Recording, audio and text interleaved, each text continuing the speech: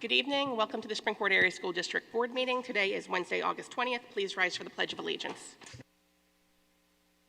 Please rise for the Pledge of Allegiance. I pledge allegiance to the flag of the United States of America and to the republic for which it stands, one nation, under God, indivisible, with liberty and justice for all. The Springford Board of School Directors believes the community has the right to bring before the board issues and concerns they may have about items on the agenda or about items in general which affect the district or their children.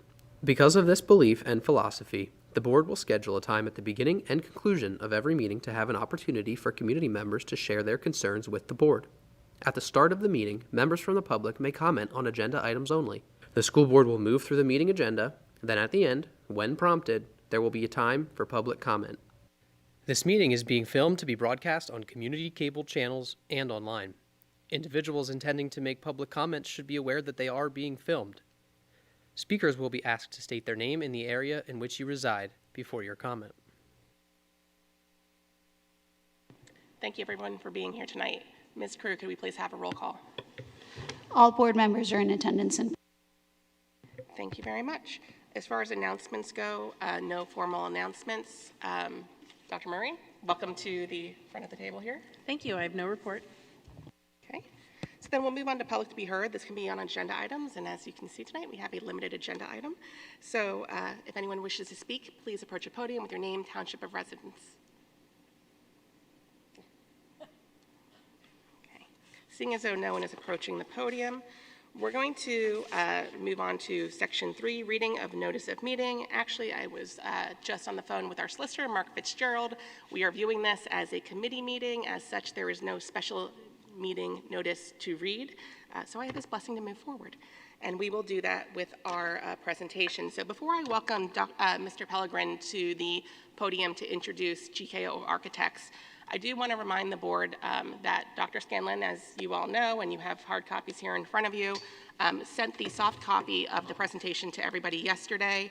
And speaking with Dr. Scanlon, this is really the first step in being able to have deliberation and really kind of getting the will of the board in terms of how we move forward. So in talking to Dr. Scanlon, you know, we have information, many slides tonight that are going to be pushed to us. And then we're going to look to start to have conversations in September in finance and property, and then, of course, in future board meetings. I'll tell you that in my conversation with him yesterday, one of the things that is on his mind that he would like to start to have, again, this discussion in September is like, what is driving all this from the board's perspective? Is it transitions? Is it full-day kindergarten? And so while I know that we're all chomping at the bit to move forward and make progress, today, take in the information, ask questions, this is your time, and know that there's more discussion coming in September. Okay? With that said, I'll welcome Mr. Pellegrin.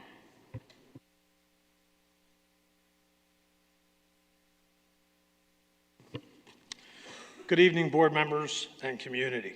This evening, I am pleased to introduce Kevin Gottschall, principal of GKO Architects, and his team have been working closely with us to shape the vision in the future of our district through facility master planning.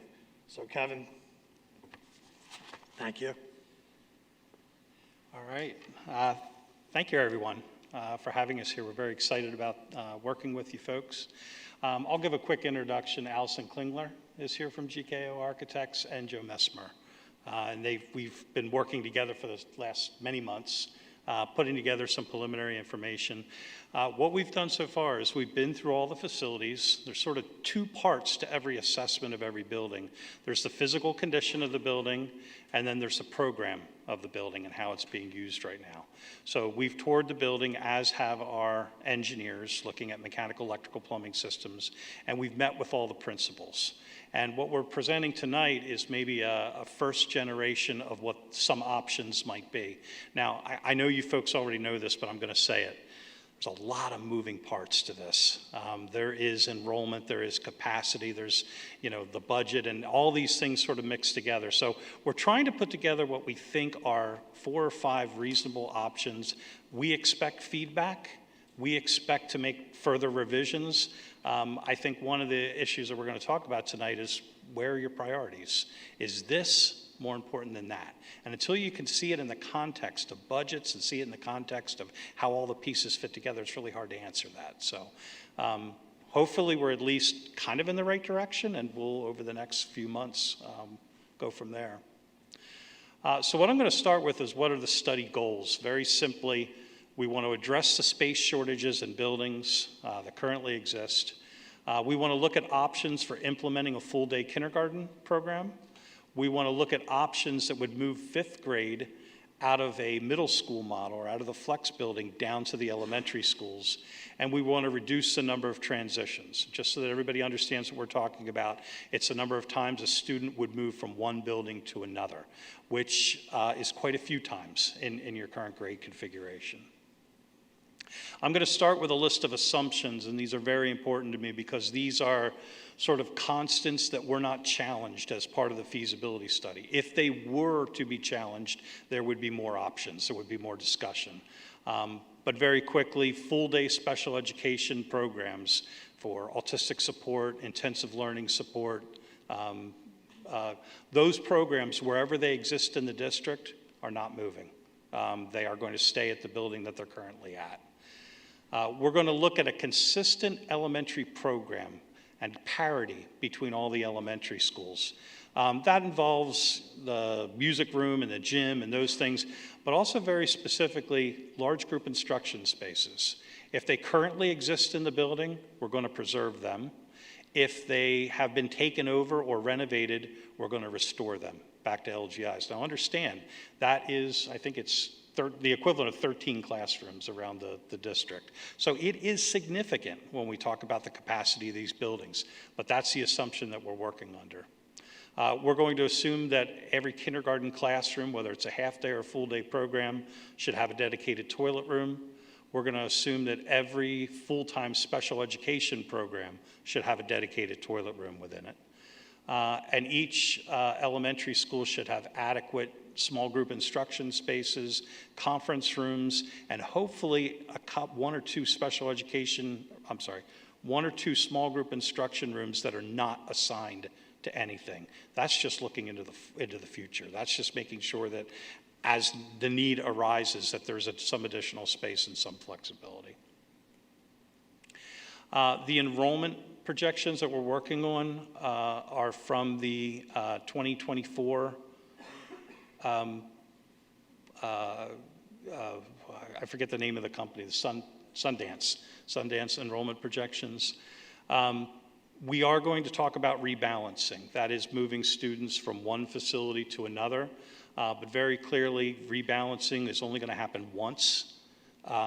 And some of the rebalancing, I just have to point out, might involve moving students from building A to building B, and then some of the students from building B to a building C. Just understand that we're going to show the numbers that are moving, but we're not necessarily going to talk about how they map around the district. At this point, that would be a little bit too specific. So just keep that in mind that that's in the mix as well. We're going to try to get all the schools, elementary schools, to balance at about 80 to 85% utilization. Let me just explain what I mean for the audience. Elementary schools can never operate at 100% utilization unless we can be assured that students will arrive in perfect 22 student cohorts for each classroom. They obviously don't. So trying to be somewhere between 80 to 85% seems to be a reasonable point, and just by means of comparison, Brook Elementary currently operates at 86% utilization. So if it's working at Brook, that's sort of where we want to be. Any more than that, it gets very difficult to make the classes work and to maintain your class sizes. These were the enrollment projections from Sundance. We did want to map this out just so that there was a graphic. It shows the 7 elementary schools, their enrollment projection. The first dashed line is the time that we would expect to be able to bring additions online or to change grade configuration. The second line is where the 5-year projection falls. So just a graphic sort of illustrating what's happening in the district at the elementary level. Infrastructure. This is just a very quick summary chart to a very broad and in-depth document that looks at the physical condition of the building. And what we're tracking here is the original date that the buildings were constructed. It's the first row. Last complete renovation, if there has been a renovation since then. A number of years since the last major renovation, and the bottom row is just some incidental things that have happened over the years.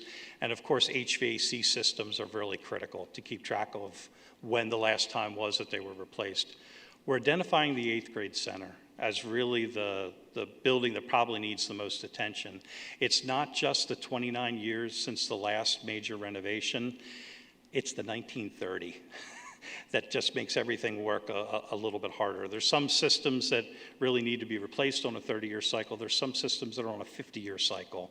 But I think the problem that we're seeing there is, especially from the HVAC system, it's not just a matter that the systems are old and are in need of replacement, it's that the systems are not doing the job that they should be doing in that building. So special attention to that building. A summary of just where we are with physical condition throughout the district. These are infrastructure numbers. Again, the 8th grade center has the largest need, but these are the major issues for each of the buildings. And again, the big numbers here are usually related to HVAC systems and replacement of heat pumps or terminal equipment throughout the building. I want to point out that we are going to track the 8th grade center when we track budgets. The 8th grade center will often be included if the 8th grade center is going to be included as part of that scenario.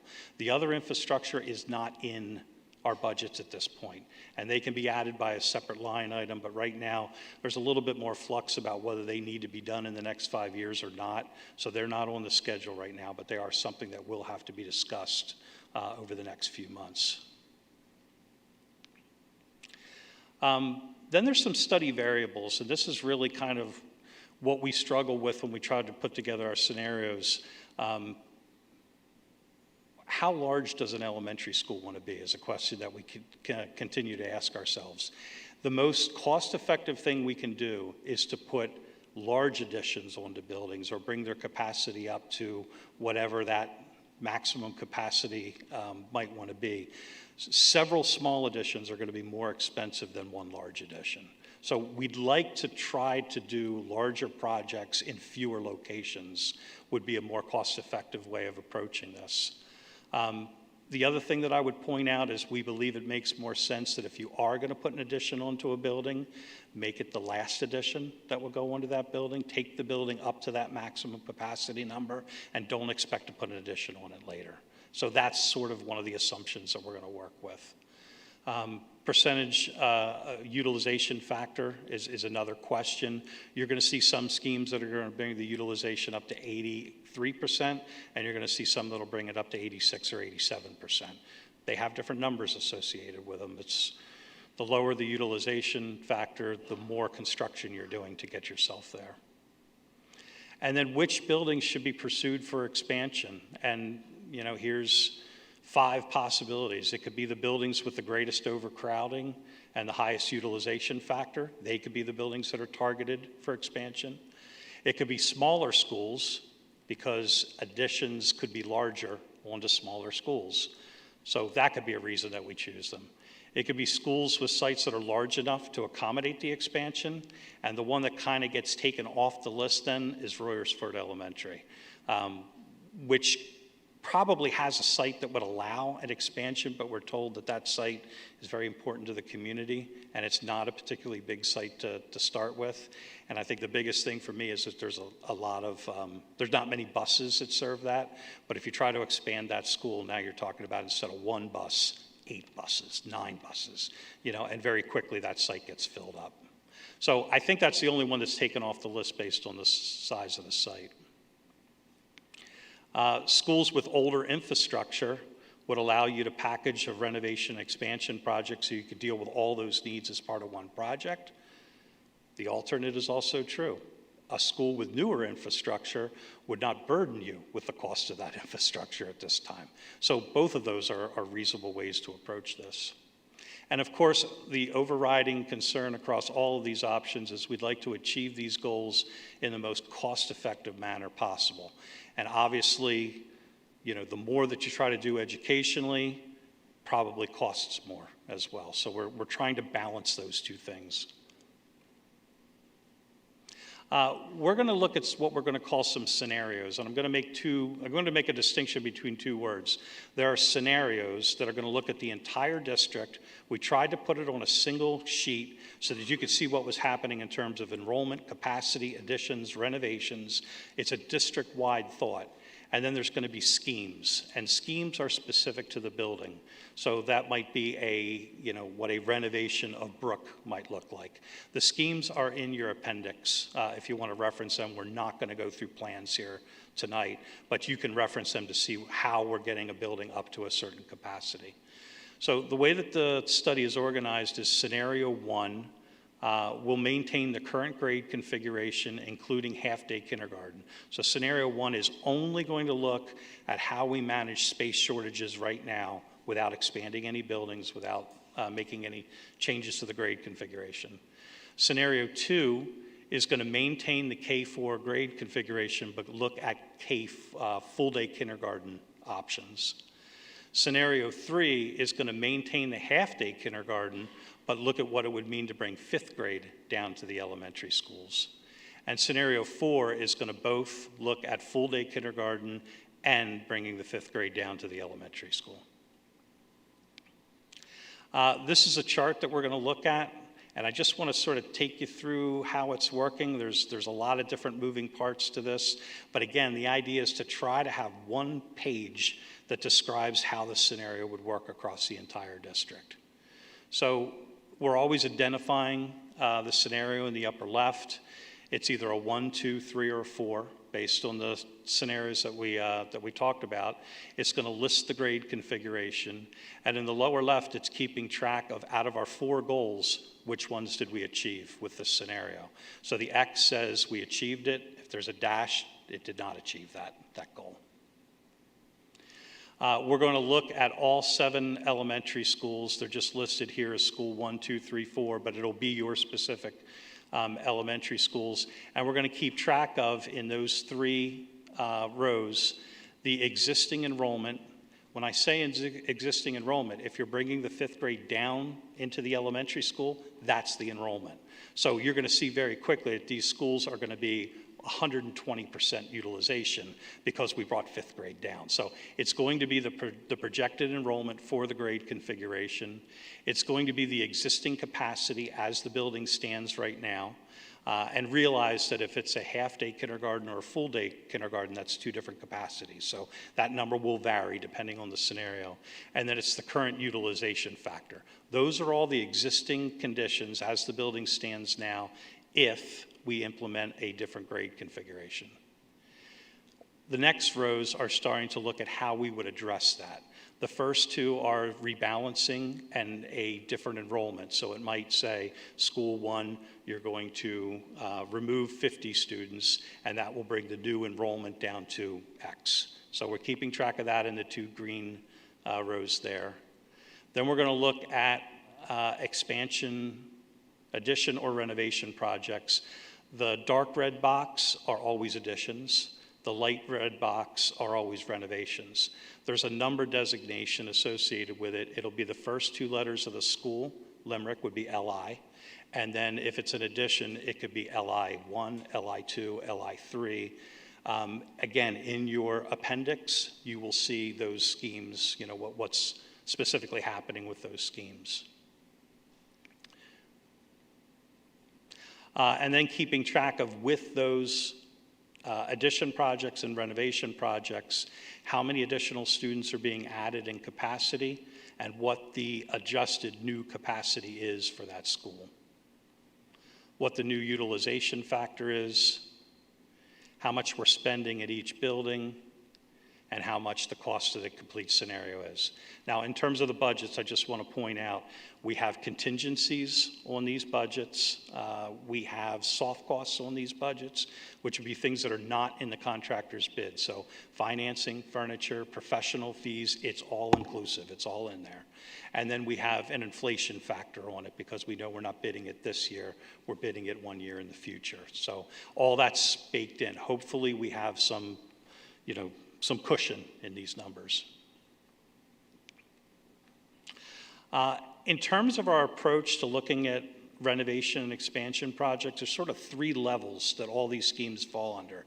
And the first one is looking purely at renovations, and the renovations pretty much across the board are looking for small group instruction spaces that are currently housed in full-size classrooms.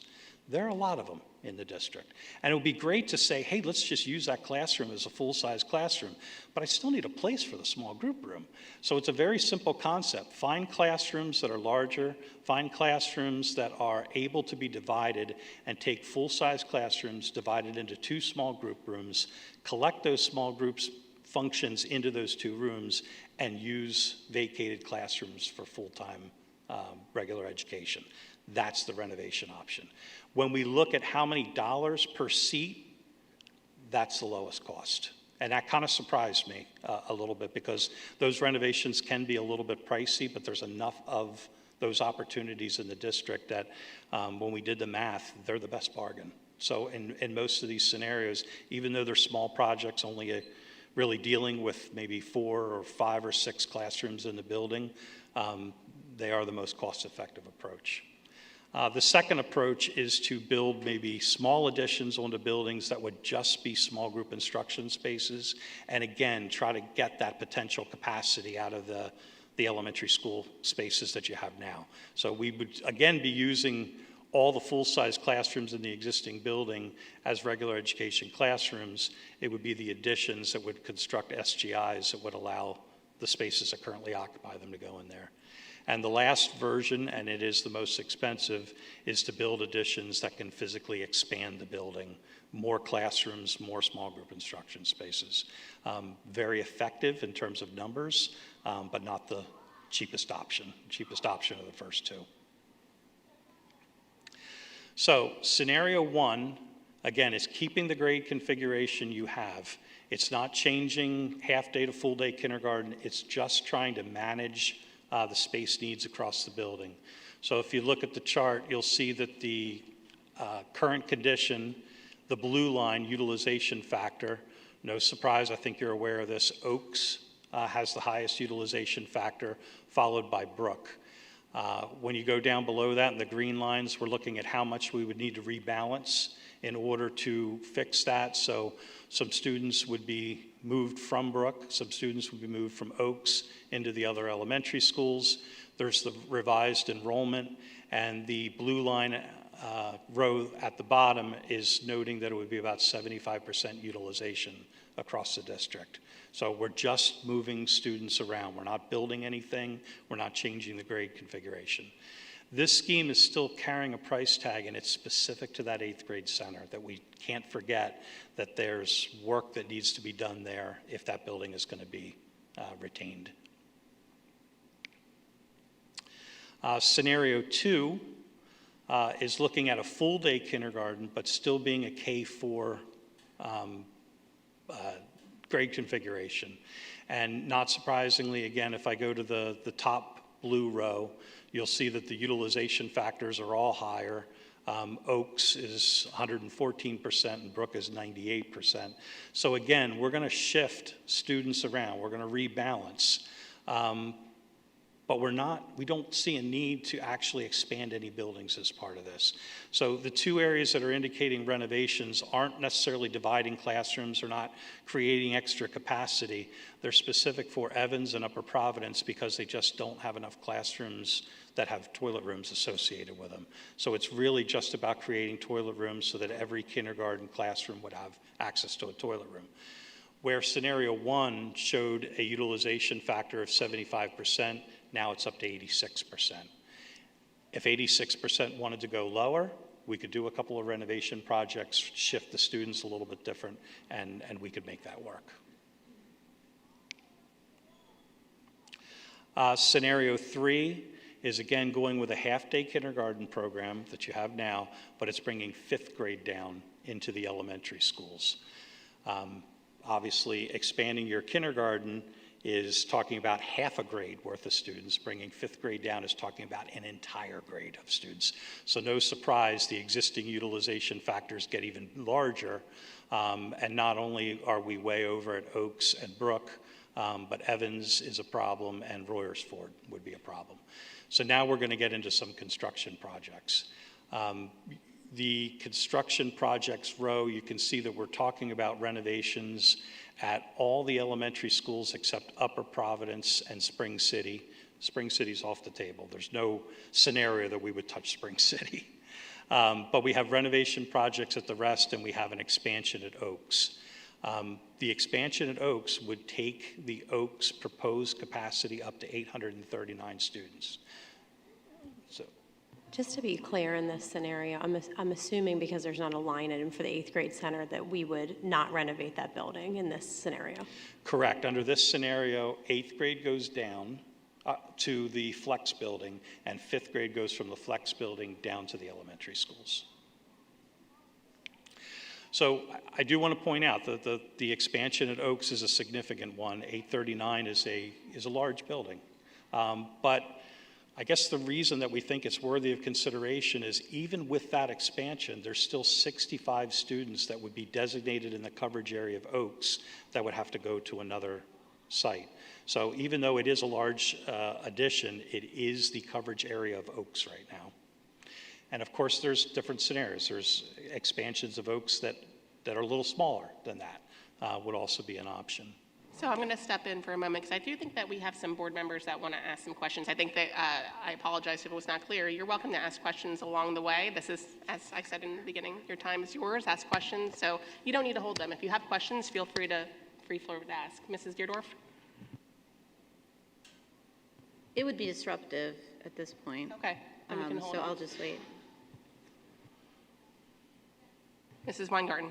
Can you clarify what would happen to the 8th grade center? That it would just stand empty in this model? Or? Well, that is a point of discussion. That would have to be decided. Okay. At this point, it would not be utilized.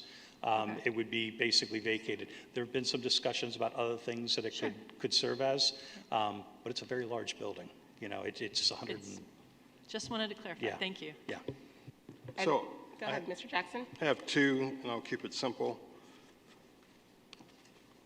Swing space is one, the existing footprints are two, land for, if we're doing a new building for kindergarten, where would that come from? And I mean, right now we're at page 22, but, and the last question for now is, the proposed estimates, does that include all soft costs, or is that just bare bone construction costs? No, that includes all soft costs. So financing costs, professional fees, furniture. And when you talk about the HVAC systems, are you looking to go to a specific building management system from a design perspective? When you say the HVAC system or changing those out, is there a certain approach you want to do with that, or as far as a systems perspective? It kind of depends on the building. I think that any place that you have heat pumps, it's a one-to-one replacement on the heat pump. We'd like to keep the distribution system the same because that's the most cost-effective. I don't know, I'm not sure if Allison could speak on this any more specifically about when we do have like univentilator buildings, if there's a discussion about an upgrade or if we're just going back with what was in there before. I know our engineers have had those conversations. I might not be the person to speak about that too specifically. And all of the geothermal, you would want to replace that? I'm sorry? The geothermal? Well, the geothermal wells would stay. It would just be the pumps and the heat pumps. Oh, the pumps, correct, okay. All right. Yeah, the well field should be good for 50 years. Right, okay. I have a question. What does 30.4 million buy us in the 8th grade center? What are we looking at that becoming? Do you want to, I'll let Allison We can step hold up it to and- the end if that's easier. What, Jim? Majority of the cost at the 8th grade center is the existing HVAC system. As Kevin mentioned, it's just not operating properly as it should. And I believe there are some humidity needs in that school that are not being addressed. I believe there's also piping, sanitary mostly, and sewer that would need to be replaced. The windows do leak, so they would also need to be upgraded, as well as just various miscellaneous items throughout the school that need replacement.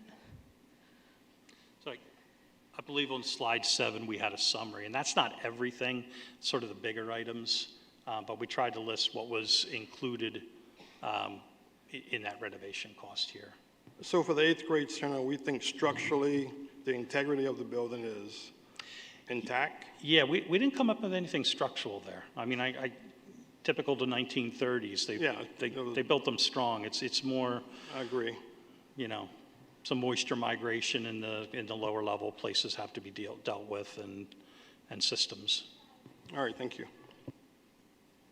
Just one other quick question, if you don't mind flipping back to the slide with the scenario we're talking about. So for any of these options that have the full day kindergarten, I just want to clarify. So 2.5-ish years ago, we had a presentation that went through the full day kindergarten and also talked about transportation costs, staff costs, other things. I just want to clarify, and I think this is the case, that this is really only or maybe this is for you, sorry, Kelly. Maybe this is more building, but not any of those additional costs that were outlined in that presentation, which would be extra on top of this. Correct. That's absolutely correct, and we would need to revisit those costs as well and make sure that that is a consideration. So we would not have to make that decision at the same time. We would have to decide on the construction costs, and then we could always revisit the kindergarten piece later as well. And to clarify a little more on when we think about those the transition reduction, that could also improve some of the transportation situations. Yeah, we have to update. Right.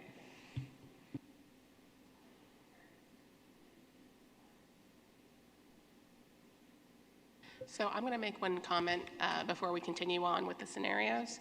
I know that in looking at our Springford site, there were some questions from parents around the term redistricting or rebalancing, and I do want to just take a moment to emphasize what that means, because I think even our communications team did step in to clarify. When you hear the term redistricting, it does not mean that we're changing the boundaries at Springford, that every student that attends Springford today would be attending Springford post-project, right? So we're just talking about shifting the boundaries of the elementary schools. So that seemed to be a concern, and for the community that is watching, I want that to be very clear, that when you hear that term, that's what that means. Thank you, but we'll let you continue. Okay, great. So scenario 3 is the first time that we're also going to talk about the flex building, and I believe it came up as a question. This would no longer utilize the 8th grade center. The 8th grade would go down to the flex building, and the 5th grade would go down to the elementary schools. There is a budget associated with program changes to the flex building, and that's because right now it's 2 elementary grades and 1 middle school grade. Now it will be 2 middle school grades and 1 elementary school grade. So we're looking at family and consumer science, we're looking at the music programs, we're looking at things that are different between elementary schools and middle schools, and we have a limited number of renovations, mostly in the lower level storage spaces, to try to create those middle school appropriate spaces. I think science labs, there would be a greater need for science labs.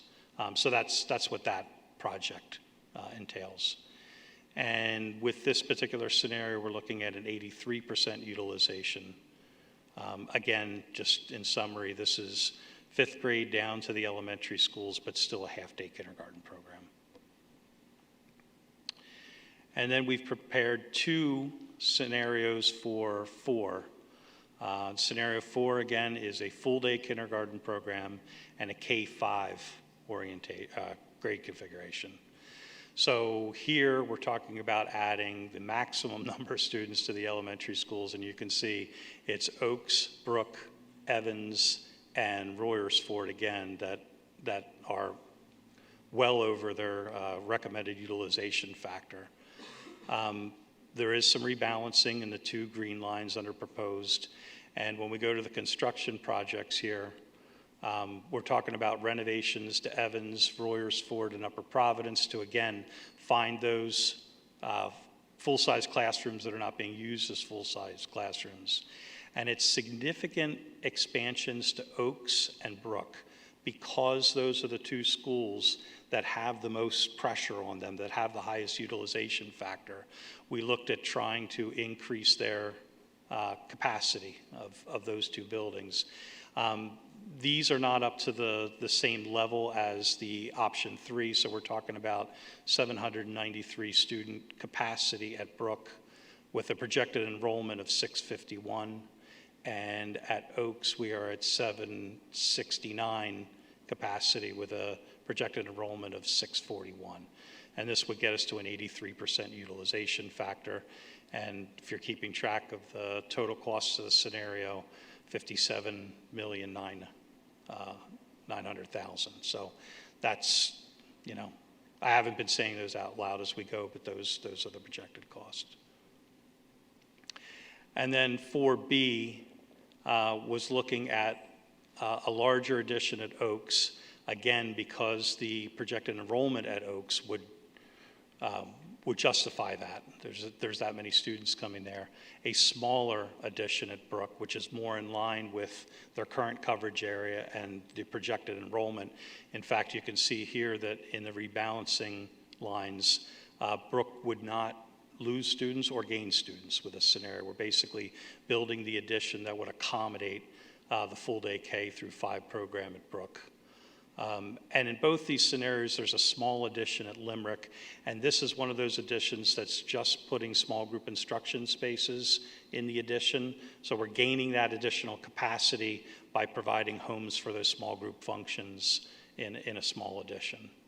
And this one's at $47,300,000.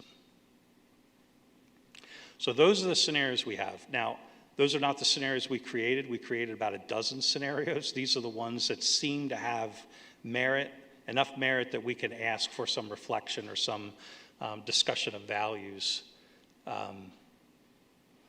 Any questions about that before I'm going to go over kind of a couple other ideas that we considered, but they're not presented as part of the scenarios? Yeah, I've got one question. For the projections on enrollment, does that include some of the building projects that we know that are going on now? Like, what are those, how does that relate? So for Spring City, we're using the post-construction Spring City numbers for capacity. Sorry, I meant more of like the residential, like the demographic study, I guess. Right, Well, I'm saying, does that study take into account all the building projects that are currently? You're talking about the Sundance enrollment study that was done last year? Yeah, the enrollment numbers that we're looking at, it represents the building projects that are underway. And Yes. Okay. So Yeah. I didn't necessarily prepare that study, but we are using the numbers from that study. So I presume that they've taken into account developments that are happening in your school district, and I assume that I think it's just important to clarify because everybody's seeing the construction that's going on, and people are wondering if the numbers we're looking at are stale. Yeah. Yep.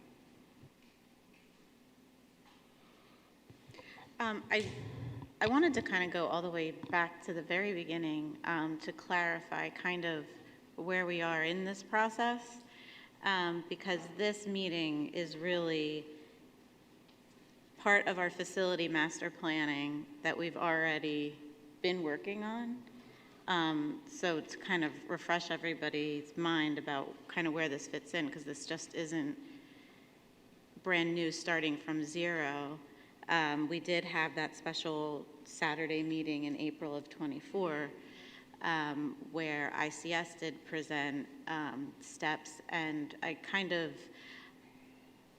have been looking for kind of a clearer piece for the board and for the community as to what that master plan, those steps are, and what we've already achieved. And I know that we've talked about some of that in property and finance. I believe, with the Giza project being step one, and perhaps, I don't have the steps as clear in my mind. I've been trying to look through old archives. and then the renovation and expansion of Spring City being the next. But this board already did vote to, I believe, and this is kind of what I wanted to clarify, and kind of where we stand with how that decision fits into this process, to move 5th grade, correct? To do Spring City and to move 5th grade down. I think that if I'm remembering back to that meeting, we were given the will of the board to explore those options, but I don't believe that an official vote had been taken to make sure that that was a finalized decision. I think that's part of the clarity that we need to have and the discussion that we need to have perhaps next month to decide what is the priority. Is it moving 5th grade, and is that still the will of the board? So I think that something that's more clear is going to be important. And there will be an upcoming vote. Right, because I think that's the clarity that if we don't even have it, right, like sitting here and having this is kind of what we are. I felt like it was agreed upon, and maybe it wasn't a vote and an immediate directive to move on that, was the 5th grade. And then what was kind of lingering out with those 4 scenarios that were optioned was the full day or half day kindergarten piece was something we still needed to explore. So I'm hopeful that, you know, when we do that vote, or when we do move forward, kind of with the recap maybe of this meeting and what's already been done, that they can be conjoined together so we can see this as a whole plan together. Yeah, we're breaking off and we're using a new architect now for that piece and kind of revisiting it since it's older information. But I just kind of wanted to level set, and I didn't want to interrupt in the beginning of the meeting kind of with that information about, you know, this is a step in a process that we've already begun, but now considering, you know, changes in the community and the economy and what we've already done with Spring City and what we've uncovered in that process, is kind of revisiting it, but that we have already embarked on this process and kind of getting that clarity from whoever as to what those next steps would be. I don't want to, so what I was kind of getting a little frustrated with, I guess, was I wanted to go through the scenarios, right, and then kind of understand, you know, this is the workshop to suss it out and kind of get our hands around that information and ask these questions. But kind of just wanted to have that, I guess the way my brain works is that linear piece of what kind of the goal is here. Yeah, and going back to, you know, my conversation with Dr. Scanlon, you know, yes, you are correct. We did have the winter work session with regards to a lot of things that sound very familiar, but also working with architects, some things are going to be different, right? So number one, revisiting that. Number two, now with Dr. Scanlon here at the helm, having his perspective, you know, and potentially different set of eyes on things. That is the thing that he wants to start talking about in September, which is really from the board, let's confirm what is driving this. Is the will of the board still the same as it was 18 months ago? What is the priority? Is it transitions? Is it full day kindergarten? Is it a mix of both? And having that to be able to guide the vote that will approve our capital plan and how we move forward in the coming months. Yes. Can I just add one thing here, maybe to simplify this? These are all the same exact buildings. Nothing's changed. Square footage remains the same. And by definition, all the approaches remain the same because the same issues that you've discovered are the same issues that we've talked about previously. Now, my only concern here from a funding perspective, right? There was numbers that were tied, estimates, projected costs, square footage costs, that was part of those 4, the previous 4. And we all estimate differently, right? So this is their cost. And really what it comes down to is funding and timing. And if you look at the timeline, I think it's very damn aggressive. And that was a point I wanted to speak to, because if I go to page 29, and you can just listen for now, when you have planning and approval, that is programming, design, through approval of the township. Yeah. Okay. Yes. So we are projecting that will be done in a year. I think that's aggressive. That's just my opinion, nothing scientific. And then we're looking at starting construction the first quarter of 27, which I look at this, it is very aggressive, just based on my professional experience and my approach to looking at this. Yeah, right there. That's tight. but not saying it can't be done, but my concern here is the funding will drive everything. That's, at the end of the day, it's funding. And if you look at construction starting a year and a half from now, can the type of funding that we're projecting here be in place to start? Not a question you for answer, it's more for the board, that this timeline, for this timeline to occur, a lot of predecessors have to happen like overnight, and even from your perspective, from a design perspective. And that's really for the board and the community. Thank you. And I'll state the obvious here that because it's an educational project, it's all about August. You know, it's what we can get done in August. So we tried to lay out a timeline that we thought was reasonable, and you know, it's more reasonable for the smaller additions. The bigger the addition gets, the more complicated it is, the more difficult it is to make it work. But we at least wanted to paint a scenario that would get us to, what are we at, September 2028, you know, as a reasonable time to deliver projects. If it takes a little longer to put funding in place or it takes a little longer to make decisions, then it's a matter of extending it to another year. You know, there is some time, you know, where that would just be the reality.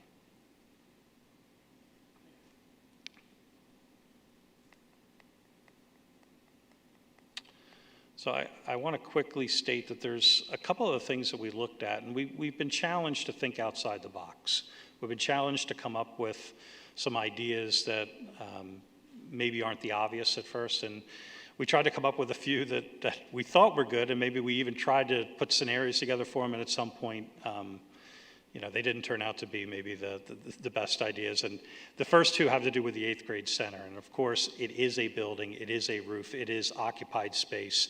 What could we use this for? You know, instead of building new buildings, is there anything that we can do to utilize that existing structure? We looked at an 8th grade, or I'm sorry, we looked at a kindergarten center, which some districts have success with, but you're putting the youngest students traveling the farthest, and that's really kind of where that conversation ends. The districts that I know who have done that and done it successfully are small districts with 2 elementary schools or 3 elementary schools. Maybe a more hopeful idea was the idea that we could use it as a K-5 elementary school, just convert it to another elementary facility. It's there, it could be used for that. It obviously needs some renovation, but could that work?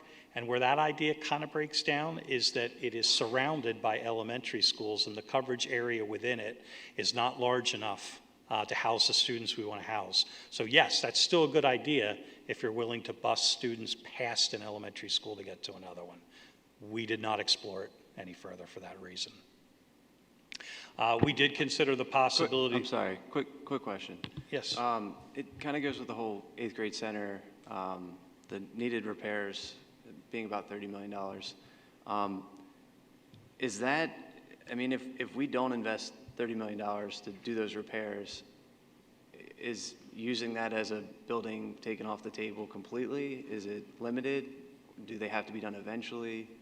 What's the state of the 8th grade center? I'm sorry, you talk about the phasing of it, like how we No, would I'm implement talking it, or? about in some of the scenarios, and it's in the alternative scenarios where, you know, it's $30 million for the list of repair items that are listed in the earlier slide. If we don't do those repairs, you know, let's say we pick a scenario that we're not using the 8th grade center for a school, are we limited in how we can use use the 8th grade center, or can we not use it at all if we don't invest that money to repair it? I mean, I think if the building's not used, it's going to be hard to maintain it. If you want to maintain it for some future purpose, there probably need to be some money spent on it. I can't necessarily tell you how much. We didn't really study that. And any scenario where the 8th grade center is not being used, of course, there is the conversation about what is the future of that building. And that sort of like the operational costs with full-day kindergarten, you know, would be another thing that would need to be discussed.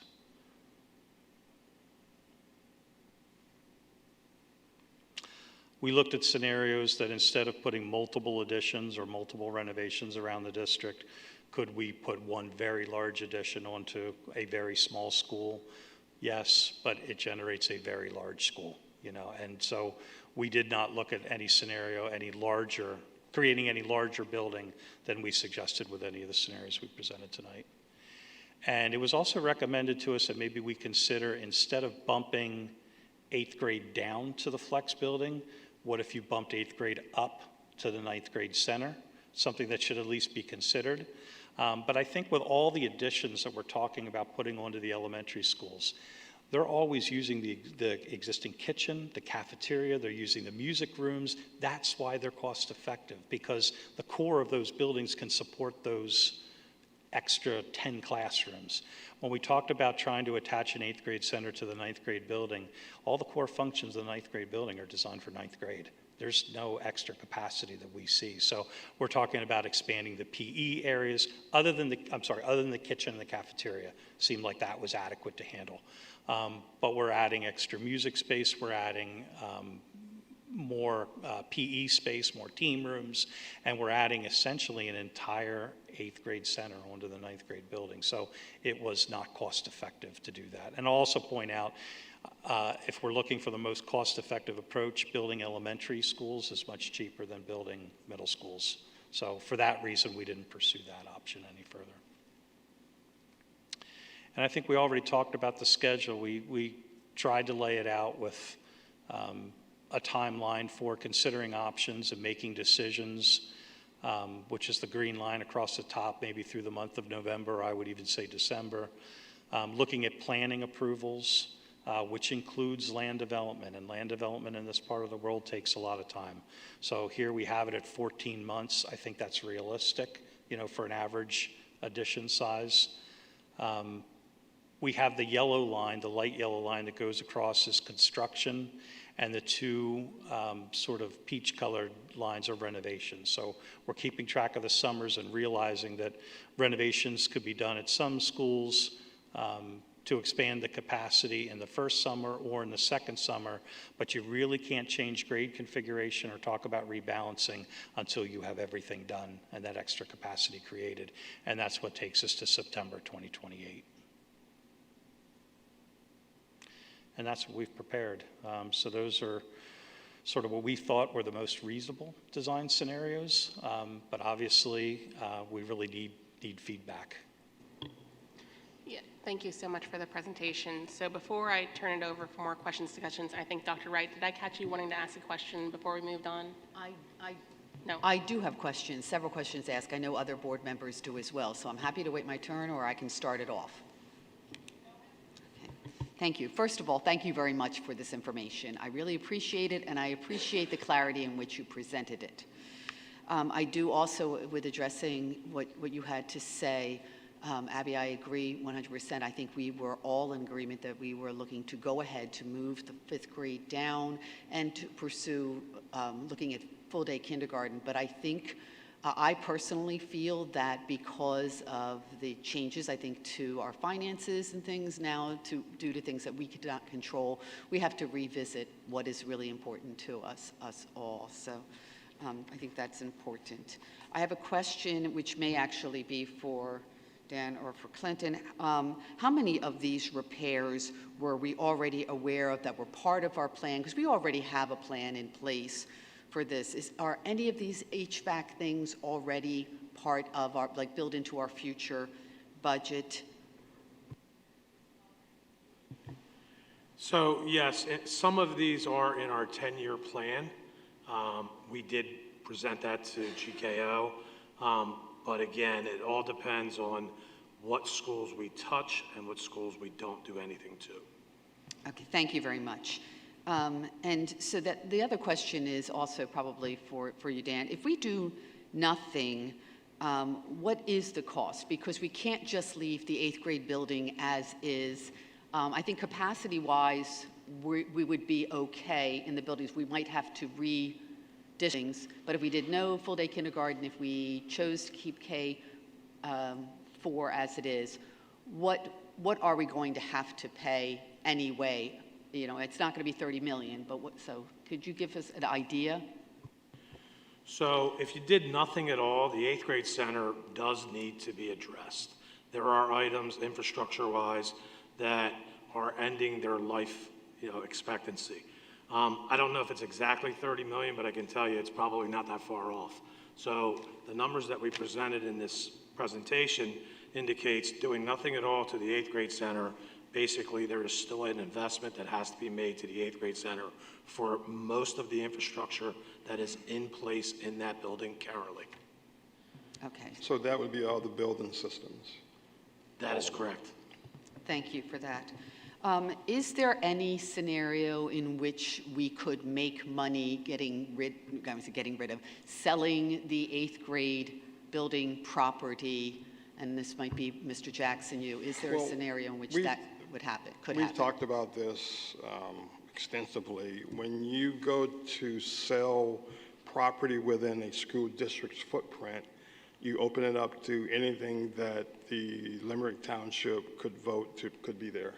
So all of a sudden, we could have a building that is not school district worthy, sitting right next to our 9th grade center or right across from our high school center. Okay, so you don't see that as a viable option in the future, that we could use any gains from selling off that property to alleviate some of the costs associated with Well, these projects? Whatever the will of the board at that time would be their decision, but just from a common sense perspective, I would never recommend selling property within a given school footprint because you open it up to whatever. So the same way there was much discussion about that 7-Eleven across the street from the 8th grade center that became a vape shop and all the hoopla, that was a very small footprint. What you could put here could be staggering to this district for something we don't want. So I love that you guys are talking like this, and Mr. Jackson, I do agree that I've heard you talk many times about, where you, in terms of selling land and selling property, like where are you finding property in this area, right? So I have taken your words to heart over the years. However, I do want to just be mindful of the fact that this conversation, I love the questions, is exactly the conversation that we need to have at Finance and Property in September. So I feel like we're kind of getting to like deliberation and maybe asking questions that we can't yet answer. But let's bring that to Finance and Property and have Mr. Scanlon at the table with us, or Dr. Scanlon at the table with us to be able to kind of vet like what's feasible, what's not, where's the will of the board in terms of keeping property, not keeping property. But Dr. Wright, were there other questions? No, that's it, I yield. Thank you. Mrs. Goldsmith? I wanted to go back to more of the report because I think regardless of how we move forward, you did a lot of work in the design, a lot of creative thinking outside the boxes. So I'm trying to kind of understand the thought process that went into and understanding kind of the background on some of these designs. And starting at page 3, one of the assumptions that was made, and I'm trying to understand where the assumption came from, that each full-time autistic support, emotional support, and life skills classroom should have a dedicated toilet room. Where did that assumption kind of stem from?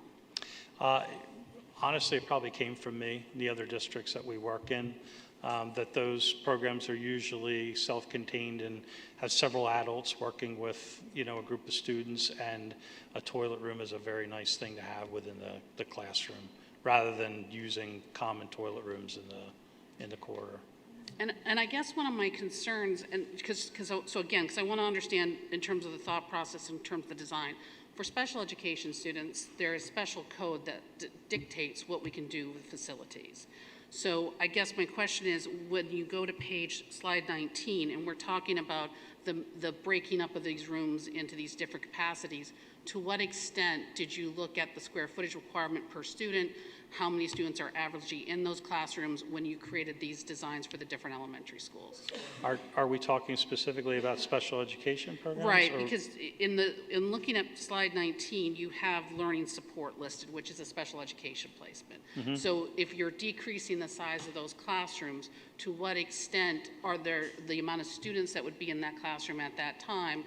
Would your designs be complying with the PA code? And was that considered as part of your discussion? Yes, it would. It's 28 square feet per student. We did interview all the principals, and I don't know that there was a central document that said learning support would have X number of students in the program, but all the principals pretty much agreed what the size of their current spaces were and what the maximum number of students would be. And you may not know this answer just off the top of your head. I guess I'm just trying to get a clarity. To what extent, how many students were you anticipating being in like the learning support classroom if you were making it smaller? Like what would the maximum size or minimum size be on that? So we did record that. Allison, did we have that at, I think it was a maximum of 12?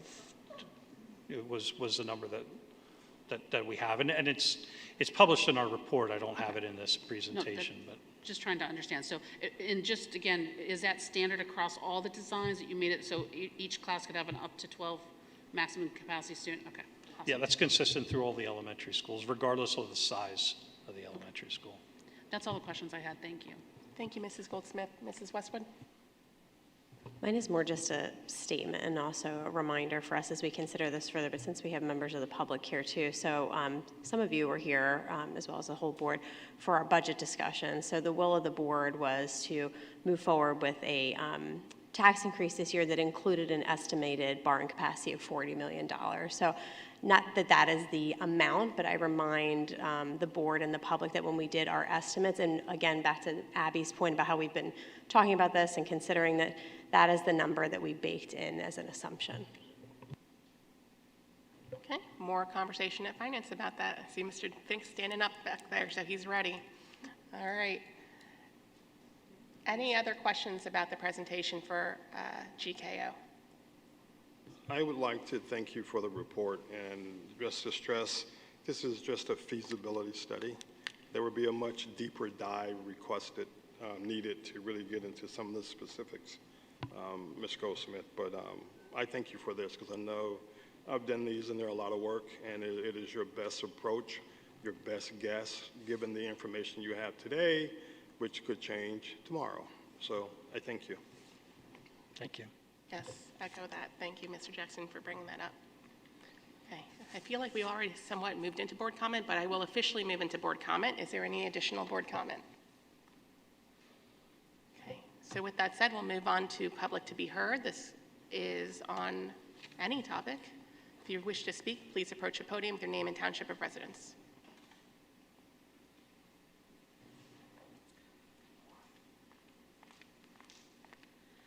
Hi, I'm Cassie Carter, Limerick. I just had a couple questions with your study that you did.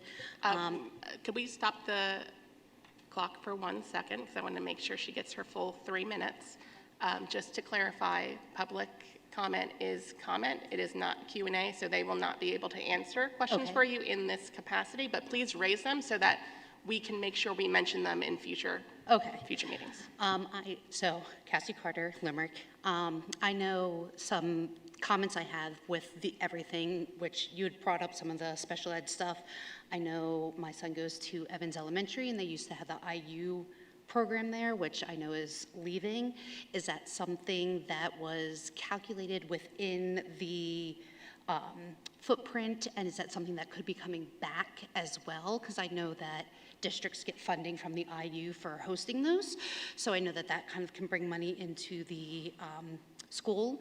And I also was just wondering about, he was talking about special ed classes. Well, what about occupational therapy, speech, physical therapy? Is there a space for those programs within the school as well that was put into the assessment as well with what kind of classroom is going on? I just, I want to say that I do have 2 kids in it, well, 1 coming up, and I would really like to look at full-day kindergarten. I think that that's important, especially looking at all the other districts around us. That's a big turning point, and I know I work for another district, and we have full-day kindergarten, and that has definitely increased the people coming in, so that might be something too when we're looking at projected numbers. If we are looking at full-day kindergarten, what could that be bringing in as well? Are we reaching that maximum with the classrooms as well if we're getting more families that are moving in because of that and because of the name that Springford has? And that's it. Thank you. Thank you very much. And I will also just make mention that after the meeting, Dr. G, our Assistant Superintendent of Special Education, if you've not met her, please, she's happy to talk. Thank you. Hi, Jen Portzer. In Royersford. I am actually a special education teacher as well, but not in the district. I work for a private school. But just some observations. My daughter also just finished 5th grade at the 5-6 Center, and I actually texted her, and she said they did not use a science lab for the entire year. So I don't know if that is something that is offered and her teacher didn't take advantage of, but just something just maybe to think about is to check in with the teachers and admin, and you might already be thinking about that, but just to see what spaces are actually utilized. Because I know as a teacher, it does depend on my classroom, my kids that I have, and also like what it is that's important at that time. So just kind of check in, see, maybe we don't need all of those rooms. Maybe we can utilize those rooms for something else, you know, like the flex spaces and the things that the kids do need. And then my opinion also about 5th grade is that it should be kept in the elementary school if it's possible. My daughter has a lot of anxiety, and it was very, very difficult last year switching her over to the 5th grade. And a lot of times the teachers in the 5th grade, because they're used to teaching middle school age kids, they want these kids to be independent, and they want them to be able to do everything and advocate for themselves. And I had a lot of problems with communication, which is a whole nother story.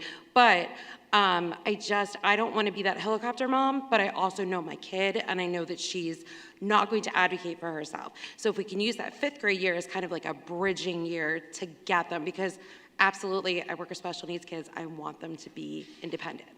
And then the toilet, just speaking on the toileting room, I know as a special education teacher with aides and one-to-ones, we do not always have adequate staffing.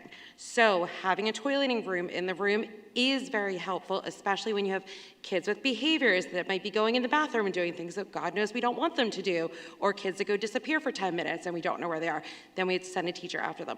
So sometimes it is better to have that. So if that is, again, a possibility, that's a good thing to look at. And that's it. Thank you very much. Is there anyone else that wishes to approach the podium?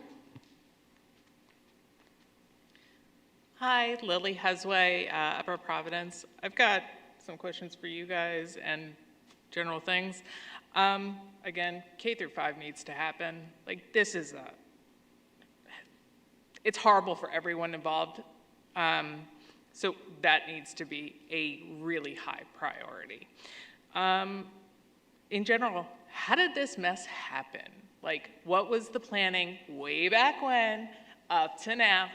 And how do we all bring it back in? Not just in 5 years, but in 10 years, in 15 years, in 30 years. Nobody wants to be doing this every 5 years, right? So how do we stop this? How do we make this work once and for all and make adjustments little by little when needed going forward? Thank you. Does anyone else wish to approach the podium? Okay, with that said, I'm going to defer to Dr. Kelly. She does have a point of clarification to make.